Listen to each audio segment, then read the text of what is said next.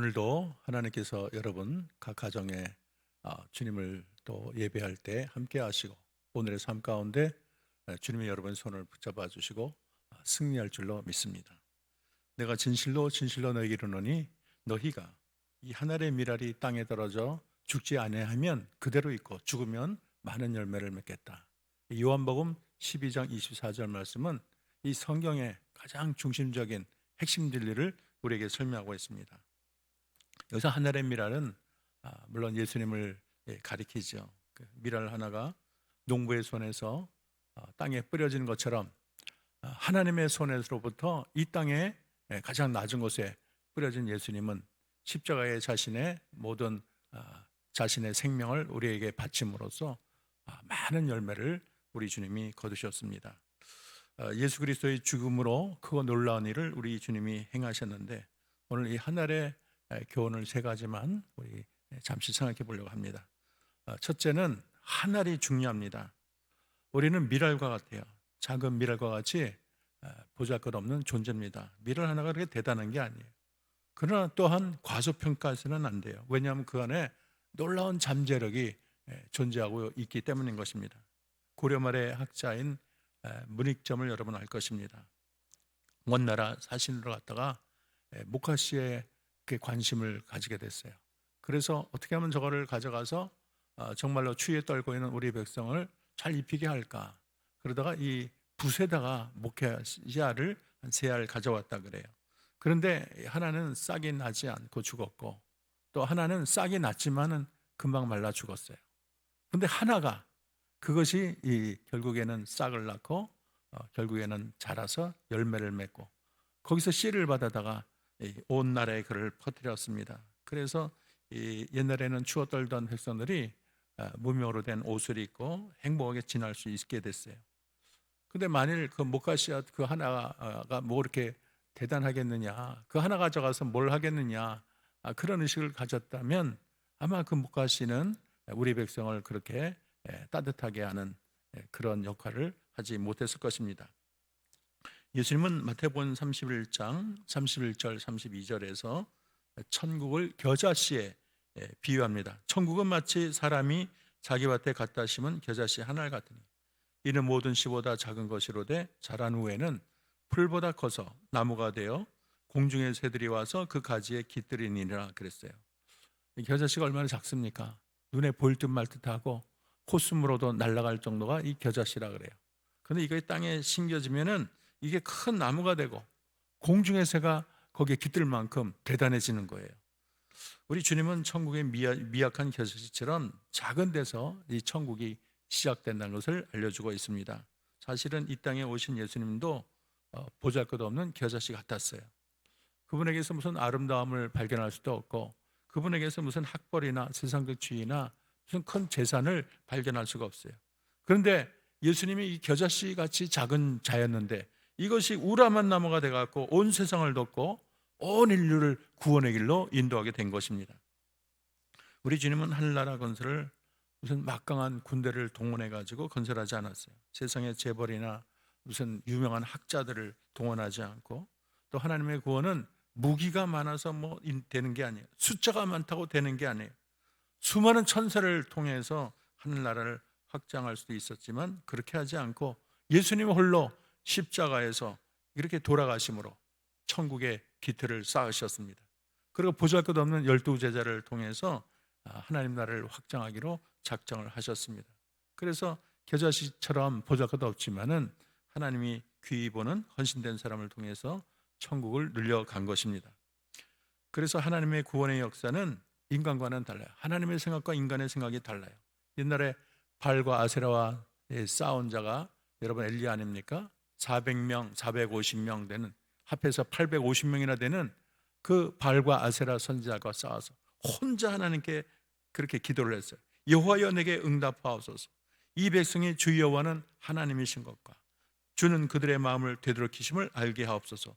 그렇게 미랄과 같은 그런 엘리야가 하나님께 부르짖었더니 하늘에서 불이 내려와서 번제물을 태우고 돌을 태우고 흙을 태우고 도랑의 물을 다 핥아버렸습니다. 그랬더니 온 백성이 하나님을 그렇게 잘 인정도 아니하고 이방신에 빠졌던 백성들이 여호와 그는 하나님이시로다, 여호와 그는 하나님이시로다 그렇게 외쳤어요. 그래서 이 하늘의 미랄과 같은 엘리야를 통해서 그 허다한 이방신을 물리치고 많은 백성을 주께로 인도한 역할을 하게 된 것입니다. 예수님은 이름도 빚고 없는 그런 어린 소년을 통해서 그의 물고기 2마리 떡 5개를 통해서 5,000명을 먹이고 12광주를 남긴 사건은 유명합니다. 하나님은 연약해 보이는 미랄 하나를 크게 사용할 수 있는 하나님이세요. 이 테레사 여사는 뭐라고 했냐면 나는 하나님의 손에 붙들린 몽당 연필이라 그랬어요. 옛날에는 연필을 이렇게 계속 쓰다 보면 짧아지니까 그거를 뭐 볼펜에 끼워도 쓰고 그 조그만 거를 그렇게 사용을 했어요. 그게 몽당 연필이에요. 그래서 몽당 연필은 아무것도 아니지만 주님 손에 잡히면 크게 되는 거예요. 그래서 미랄 같은 나 하나, 겨자씨 같은 나 하나 사람은 우습게 여길 줄 모르지만은 하나님은 그 미랄까지도 그 겨자씨까지도 놀라운 역사를 일으키는 하나님이십니다. 2번째는 죽어야 산다는 거예요. 죽어야 산다는 말을 여러분 꼭 마음에 명심하기 바랍니다. 하나님의 나라의 진리는 이렇게 역설적인 진리가 많이 있어요. 죽어야 사는 거예요. 살려고 하면 죽고 오히려 내가 죽고자 하는 자는 사는 것이 하나님의 큰 원리가 되는 것입니다. 옛날 통나무집에서 자란 크리스찬이 35년 동안 다른 곳에 살았어요. 그래서 그 집에 가고 싶었어요. 그래서 언덕을 향해서 황폐해진 오두막을 향해서 계속 걷다가 어떤 생각을 했냐면 옛날에 농장을 가로질러 개울이 있었는데 내가 거기에다가 호두를 계속 심은 기억이 나는 거예요. 그게 어떻게 됐을까 봤더니 그 개울 옆에 그 호두에 푸른 숲이 될 정도로 나무가 쫙 있는 거예요. 얼마나 기쁘겠어요. 옛날 어릴 적 심은 그 호두가 나무가 푸르게 탁 숲처럼 됐으니까 너무 즐거웠어요. 근데 어떤 생각이 났냐면 다락방 안에 내가 호두를 거기다 남겨놨지 그 생각이 또 나는 거예요. 그래서 올라가 봤더니 캄캄한 다락방에 올라갔더니 그 호두가 그대로 있는 거예요. 얼마나 큰 차이입니까? 그렇게 이 호두가 그냥 내버려뒀더니 말라 비틀어진 호두가 있었는데 그것이 심겨졌더니 푸른 숲을 이을 정도로 놀라운 그런 세상을 만들지 않았나요? 예수님은 이렇게 말하세요. 하늘의 밀이 땅에 떨어져 죽지 않으면 하늘 그대로 있다. 또 죽으면 많은 열매를 맺는다. 그렇게 말씀하셨습니다. 하늘의 밀알이지만 땅에 들어가서 그 껍질이 그렇게 썩으면 그 안에 생명의 눈이 밖에 나와서 결국에는 이것이 싹을 틔우고 많은 열매를 맺게 된다는 것입니다. 여기서 하나의 원리가 있는데 밀알이 열매를 맺으려면 땅에 떨어져야 돼요. 그리고 묻혀야 됩니다. 그리고 죽어야 되는 거예요. 그래야지 거기서 열매가 나오는 거예요. 이 원리는 모든 열매의 모든 씨앗에게도 거의 공동된 원리입니다. 보리도 그렇고 벼도 그렇고 콩도 그렇고 어떤 희생 없이 내어놓음 없이 수고 없이 그렇게 열매를 맺을 수가 없는 거예요. 근데 사람은 다 희생하기를 싫어해요. 다 평안하기를 원하지 누가 이렇게 수고하기를 원하지 않아요. 부유하고 안락한 삶을 모든 사람이 추구합니다. 그러나 희생이 없으면 안락함이 주어지지 않아요. 희생하는 어머니가 있기 때문에 포근한 가정이 있는 거예요. 또 희생하는 성도가 있으니까 이렇게 편안한 부흥하는 교회가 있는 것입니다. 누군가 희생하기에 우리는 평안을 누리는 것입니다. 그래서 참된 영광은 십자가 뒤에 있다 그래요. 진정한 영광은 십자가 뒤에 나오는 영광이 진짜 영광이에요. 십자가 없는 영광은 거짓된 영광이고 환상이에요. 그래서 고통 없는 명예는 진정한 명예가 아니에요. 수고하지 않고 공짜로 떨어진 돈은 값진 돈이 아닙니다. 희생을 통해서 그리고 수고를 통해서 진정한 영광이 되는 거예요. 그래서 성도들이 십자가는 없이 영광만을 바란다면 그건 미신이고 사이비가 되는 것입니다. 그렇게 쉽게 영광을 얻고자 하는 것은 그런 마귀의 방법이에요. 일찍 우리 믿음의 선진들은 자신만의 그런 십자가의 그런 죽는 과정이 있었어요. 모세는 광야 40년 동안 푹 썩는 기간을 통해서 그가 큰 대민족을 주께로 인도하는 영도자가 된 것입니다. 그리고 요셉도 그렇게 감옥 속에 깊은 데서 자기 자아가 익어가는 과정을 가졌어요. 요나는 물고기의 뱃속이 그것이 십자가, 자기의 자신이 영그는 그런 기간이 됐습니다. 바울은 다메섹 도상에서 우리 주님을 만나고 아라비아 광야에서 3년 동안 썩는 과정을 가졌습니다. 어떻게 보면 우리 하나님은 이상한 하나님이에요. 우리 하나님은 거꾸로 일하세요. 우리를 높이기 위해서 우리를 낮추고요, 우리를 천국으로 이끌기 위해서 지옥으로 집어넣고 살리기 위해서 죽게 하시는 분이 하나님이에요. 그래서 결국에는 우리가 하나님의 사람으로 영원한 영광을 누리는 존재로 만드시는 참 좋은 하나님이 되는 것입니다. 마지막으로 희생에는 많은 열매가 따릅니다. 희생은 공짜가 없어요. 하나를 심었는데 하나를 거두는 게 아니에요. 이 하늘의 밀알이 땅에 떨어지면 4개월이 지나면 100개에서 125알이 맺힌다 그래요. 근데 이거를 계속 심어가지고 5년이 지나면 어떻겠냐면 100에서 125개의 상상을 초월하는 그런 밀알이 맺히게 되는데 200명이 34년간 먹을 수 있는 엄청난 양의 양식이라 그래요. 하늘의 밀알 안에 그렇게 허다한 사람을 살릴 수 있는 놀라운 생명력이 그 안에 존재하는 것입니다. 근데 썩지 않으면 소용이 없어요. 그 하늘이 땅에 묻히지 않고서는 그런 역사를 나타낼 수가 없어요. 예수님은 어떻게 하늘의 밀알이 하나님께 영광을 얻고 돌릴 수 있는가를 직접 하나님이 보여주셨습니다. 예수님이 십자가에서 다 이루었다 그렇게 말씀을 하셨어요. 우리 주님은 한두 영혼만 구원한 게 아니에요. 온 세상의 모든 인류에게 영원한 천국의 백성이 될 수 있는 놀라운 길을 터주신 분이 우리 주님인 것입니다.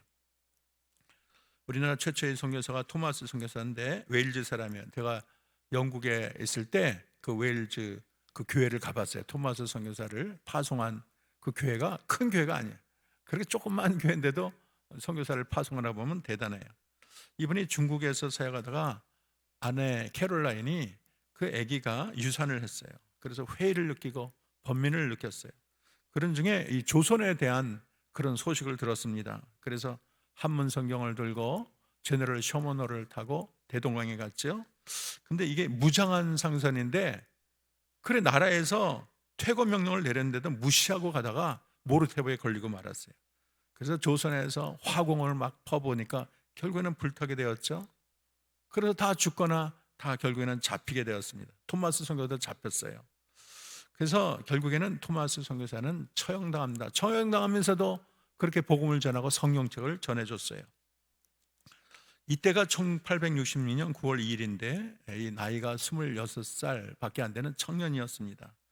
그런데 생명을 구걸하지 않고 죽으면서도 이 성경을 그렇게 전해준 그것이 얼마나 대단합니까?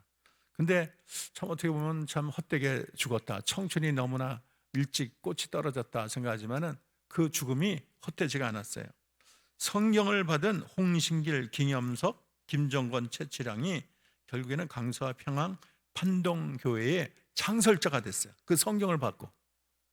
그리고 더 놀라운 것은 박충권이라는 사람이 그 목을 쳤는데 이 박충권이 가는 길에 이 성경을 가지고 갔어요. 그래서 이 사람이 안주교회의 대표적인 영주가 되었습니다. 그런데 조카 이영태도 주님을 영접하고 평양 숭실대학을 나오고 결국에는 미국 남장로교 레놀즈 선교사의 조사가 되어서 이 평양에 결국에는 성경 번역위원회 그런 번역하는 일을 맡았습니다. 더 놀라운 것은 이 셔머너가 불타는 과정을 다 목격하는 가운데 12살 된 최치량이 있어요. 그가 이제 세 권의 이 성경을 보관하다가 겁이 났어요. 이거 걸리면 어떡하나. 그래서 이 주사인 박영식에게 그 선물을 그 성경을 갖다 줬습니다. 그랬더니 이 박영식이가 그 성경을 가지고 이게 하나씩 다 뜯어가지고 벽지로 발라버렸어요. 근데 최치량이 성경책으로 도배한 그 집에 가서 그 벽지로 된 거를 읽고서 그 복음을 받아들이고 자기가 예수를 믿게 됐어요. 그리고 성경을 뜯어 벽지로 바른 이 집이 평양의 최초인 널다리골 예배당인데 장대현 교회라 그러죠. 교회가 거기서 설립이 된 거예요. 그거 보면 하나님의 섭리가 얼마나 대단한지 몰라요. 하늘의 밀알이 죽고 나서 그것이 얼마나 많은 열매로 퍼진지 모릅니다. 오늘 주님은 놀라운 하늘의 진리를 우리에게 알려줬습니다. 진실로 진실로 너희에게 이르노니 하늘의 밀알이 죽으면 땅에 떨어 죽지 않으면 그대로 있지만 죽으면 많은 열매를 맺는다 진리를 우리에게 알려주었습니다. 근데 어떻게 생각하면 이거는 주님의 이야기이기도 하지만 우리들의 이야기도 되는 것입니다. 여러분이 하늘의 미랄이 되어서 여러분이 주를 위해서 희생한다면 여러분을 통해서 30배, 60배, 100배의 열매를 거두게 될 것입니다. 예수님의 제자는 주님을 위해서 배를 버리고 그물을 버리고 가족을 버리고 주님을 따랐습니다. 심지어는 자신의 생명까지 아끼지 않고 주님께 바쳤어요. 그 제자들이 주님께 물었어요. 베드로가 말합니다. 주여, 우리가 다 버리고 주님을 따랐습니다. 그럴 때 주님이 이렇게 말했어요. 내가 진실로 진실로 내게 이르노니 하나님의 나라를 위하여 집이나 아내나 형제나 부모나 자녀를 버린 자는 현세 여러 배를 받고 내세 영생을 받지 못할 자가 없느니라 말을 했어요. 우리가 주를 위해서 희생하고 주를 위해서 수고하고 주를 위해서 헌신하는 거, 그거 세상 사람이 볼 때는 그게 뭐 대단하냐, 그게 뭐 그렇게 남을 거냐 그러지만 그렇지 않아요. 여러분 나중에 천국에 가서 보면 야, 그때 헌신하라고 할 때 잘했어, 놀랄 거예요. 분명히 여러 배라고 했어요. 여러 배를 거둔다 그랬어요. 이 여러 배가 뭐 10배, 100배가 아니고 몇만 배, 몇십억 개가 될 거예요. 거기다가 영생을 준다 그랬어요. 영생은 이 세상의 무엇과도 비교할 수 없는 하나님의 선물입니다. 하늘의 복과 은혜가 쏟아질 거예요. 그래서 우리가 하늘의 미랄 대신 주님을 깊게 묵상하고 우리 주님이 십자가에 달려 돌아가심으로 수많은 영혼을 거두신 그거 놀라운 은혜에 감사하며 우리들도 하늘의 미랄이 되어서 많은 영혼을 주께로 인도하고 많은 열매를 하나님께 올리는 저와 여러분 되기를 주의 이름으로 축원합니다. 이 시간에 기도 제목을 놓고 우리가 기도하는 시간을 갖겠습니다. 코로나로 고통받는 주의 성도들과 교우들, 이 나라 백성들을 긍휼히 여겨 주옵소서. 어려운 경제 여파로 고통받는 상인들, 직장인들, 회사들에게 새로운 삶의 길을 열어 주옵소서.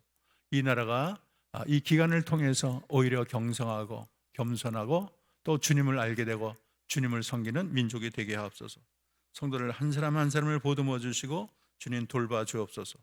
하늘의 미랄이 되어서 세상을 구원하신 주님을 본받게 하시고 우리들도 하늘의 미랄이 되어 세상을 구원하고 많은 열매를 하나님께 돌리게 하옵소서. 다 같이 통성으로 기도하겠습니다.